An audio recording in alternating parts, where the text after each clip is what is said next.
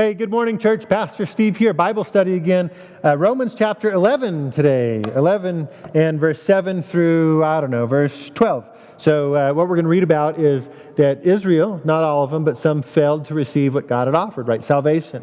And what we think is, maybe God failed to save Israel, and instead God has a purpose in it, and the purpose is that the Gentiles would be saved, they would receive salvation, they'd be grafted in, and Israel would be jealous of the salvation that Israel sees in the Gentiles. Here's what the text says. What then?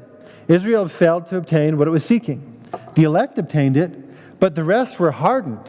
As it is written, God gave them a spirit of stupor, eyes that would not see, ears that would not hear, down to this very day.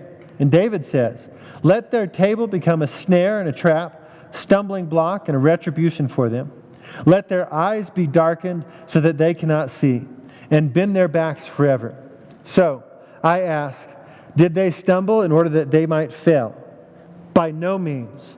Rather, through their trespass, salvation has come to the Gentiles, so as to make Israel jealous. Now, if their trespass means their riches for the world, and if their failure means riches for the Gentiles, how much more will their full inclusion mean?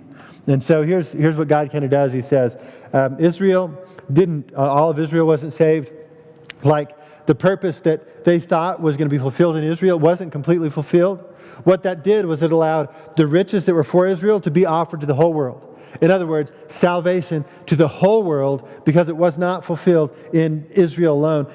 The Gentiles received salvation, it says. And because salvation has come to the Gentiles, Israel should be jealous because of that. Here's what I want you to get, Christian, Gentile Christian. Your salvation ought to make Israel jealous. Does it? Does your life that you have in Christ Jesus make Israel jealous? Another question just to think about. If it doesn't make them jealous, if people don't look at you and say, man, I want what they have, why not? What is it that we have forgotten about our salvation that God has so generously, graciously given us that we've not made so the world would be jealous of it?